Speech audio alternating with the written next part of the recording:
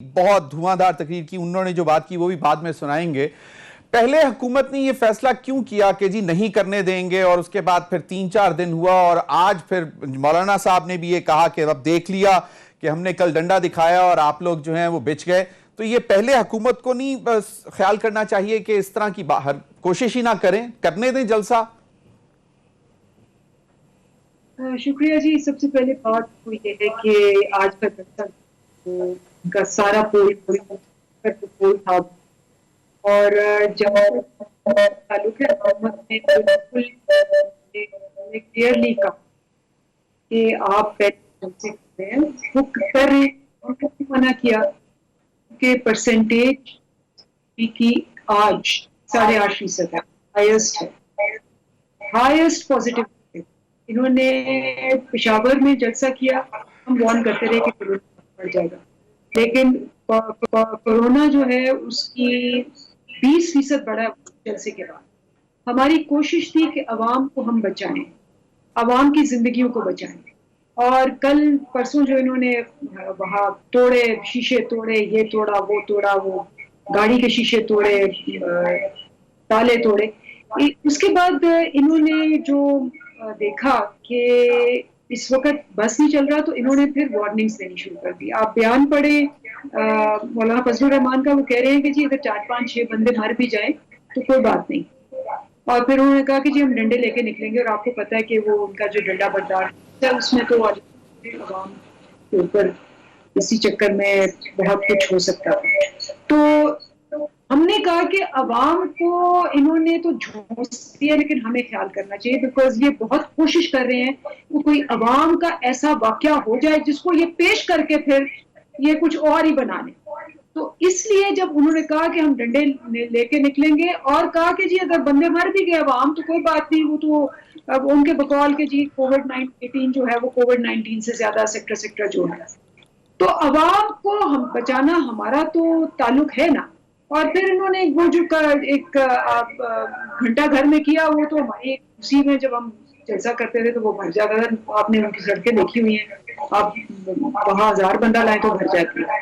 लेकिन बात ये नहीं है, बात ये है कि आज के जलसे ने इनकी जितनी, जिसको कहते हैं पोल खोले, और इनकी अपनी इतनी बेइज्जती की है। पहली बात तो क्या है कि मरियम जो है वो उसने आके झूठ पे झूठ बोला। वो फिर आके वही कह रही है कि जी मेरी वालदा का मुझे बताया नहीं, इन्होंने जैमर लगा दिए। वो हिना परवेज भट्ट की सारे चैनल समेत आपके चैनल के दिखा चुके हैं कि जी हिना परवेज भट्ट 2:30 बजे दिख भी चुकी है कि डेथ हो गई है उनकी, उसका जैमर नहीं हुआ, वो वही थी। अच्छा, फेसबुक पे लाइव दिखा रहे थे जलसा, उसका जैमर नहीं हुआ और इनका हो गया। सबने प्रूव कर दिया था कि झूठ बोल रही है, आज फिर झूठ बोला। चलें, वो तो एक जाती था, लेकिन जो उन्होंने अवामी मसाइल आज उजागर किए हैं उस पर भी आपसे मैं दोबारा मतलब कमेंट लेता हूं। मेरी बात कंप्लीट नहीं हुई जी जी कंप्लीट जी। अच्छा, दूसरा उनका पूरे का पूरी जो थीम थी वही थी, मैं, मेरे अब्बू, मेरी दादी। सारा जलसा ये था, मैं, मेरे अब्बू, मेरी दादी। मुझे ये बताएं, जो आसफा भुट्टो को लाना, आप इससे बड़ी देखिए जमहूरियत की क्या कत्ल हो सकता है कि आसफा भुट्टो और मरियम जो है उनका क्लेम टू फेम क्या है। एक आप क्लेम टू फेम खुद बता चुके हैं कि जो उनकी आवाज और शक्ल शायद बेनजीर से मिलती है। ये है उनका सियासत पे टॉप पे आना कि उनकी आवाज और उनकी शक्ल मिलती है। ना कभी स्ट्रगल किया, ना कभी गई। उनके अलावा मरियम का भी यही है कि जी मरियम जो है वो चूंकि नवाज शरीफ की बेटी है, तो उसमें तो ना शहबाज शरीफ का बेटा भी नहीं आ सकता। बाकियों को तो छोड़े, जो इनके कारकुन है हजारों साल से कुर्बानियां दे रहे हैं, और बड़े काबिल लोग हैं इनकी पार्टियों में।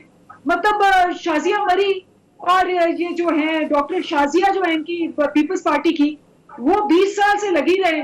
और एक 27 साल की लड़की, क्योंकि उसकी शक्ल और उसकी आवाज और उसकी बर्थ वो जो है वो मिलती है भुट्टो फैमिली से, तो सिर्फ वही आ सकती है। इमरान खान ने ये कहा था कि ये जमहूरियत नहीं है, जमहूरियत का कत्ल है। उन्होंने कहा था सारी उम्र हम गुलाम रहेंगे और फिर हमारे बच्चे इनके बच्चों के गुलाम रहेंगे। आज बस सही प्रूव हुआ।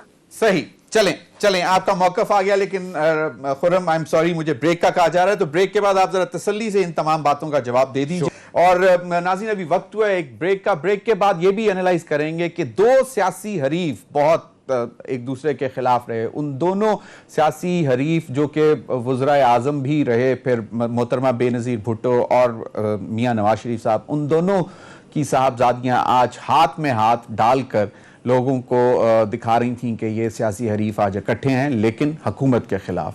ब्रेक के बाद बात करते हैं।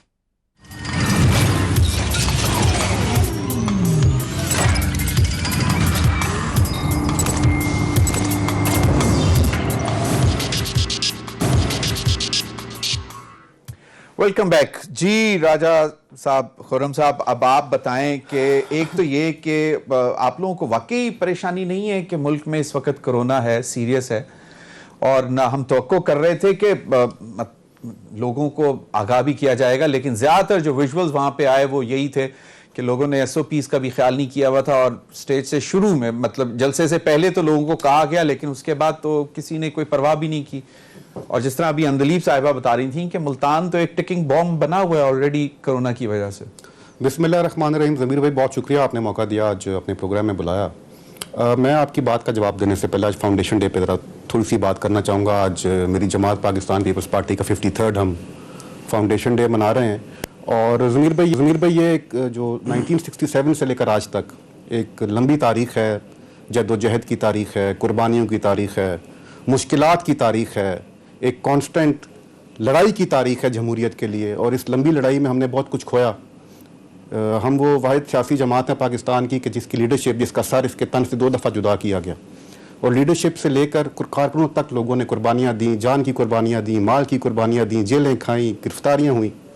तो आज वो सफ़र जो जुल्फ़िकार अली भुट्टो शहीद ने शुरू किया, वो झंडा जब बीबी ने थामा, बीबी ने सफ़र को आगे बढ़ाया, और आज वो झंडा जो है वो आसिफ अली जरदारी साहब ने उठाया हुआ है, बिलावल भुट्टो साहब ने उठाया हुआ है, आसफा भुट्टो साहबा ने उठाया हुआ है, और बहुत सारे कारकुनों और पीपल्स पार्टी के चाहने वालों ने वो झंडा उठाया, और ये सफ़र चल रहा है। तो आज मैं मुबारकबाद देना चाहूँगा पाकिस्तान पीपल्स पार्टी के तमाम वर्कर्स को, कारकुनों को, कि आज 53rd हमने मनाया अपना फाउंडेशन डे। और इस फाउंडेशन डे को की वजह से हम मेज़बान थे। आज जलसा था मुल्तान में। मैं सुन रहा था बात, अभी आपका मैंने इंट्रो भी सुना, जो PTI की मोहतरमा बैठी उनकी बात भी मैंने सुनी। पूरी कोशिश की गई, हर हथकंडा इस्तेमाल किया गया, हर हरबा इस्तेमाल किया गया, किसी तरीके से इस जलसे को रोका जाए। और जब वो तमाम हथकंडे नाकाम हो गए, वो गिरफ्तारियां, वो जेलें, वो लाठीचार्ज, वो पुलिस के वो कंटेनर्स, हर चीज़ नाकाम हो गई, तो दिन को, जब शाम को जलसा है तो दिन को 2 बजे कहा जाता है कि हम इजाज़त देते हैं। तो इन अदर वर्ड्स हुकूमत ने अपनी इज्जत बचाई है, बिकॉज उनको पता था कि अवाम का जो जमे गफ़ीर है, जो अवाम का जो समुंदर है, उसको रोकना इनके बस की बात नहीं होगी। और आपने आज देख लिया, अपोजिशन ने कहा, PDM ने कहा कि हम जलसा करेंगे, ये हमारा जमहूरी हक है, और करके दिखा दिया उन्होंने। एक अच्छी बात और आज कि आज आसफा भुट्टो साहिबा आई, मुल्तान तशरीफ़ लाई। बिलावल साहब नहीं आ सकते थे कोरोना की वजह से, और उन्होंने आज ये साबित कर दिया कि वो अपने भाई की बहुत बड़ी मददगार साबित हो सकती हैं। मतलब अब तो ये डिस्कशन भी शुरू हो गई कि अगर बिलावल साहब सिंध में एंगेज हैं या पंजाब में, तो ये किसी दूसरे सूबे में जाके पार्टी के लिए, वर्कर्स के लिए काम कर सकती हैं।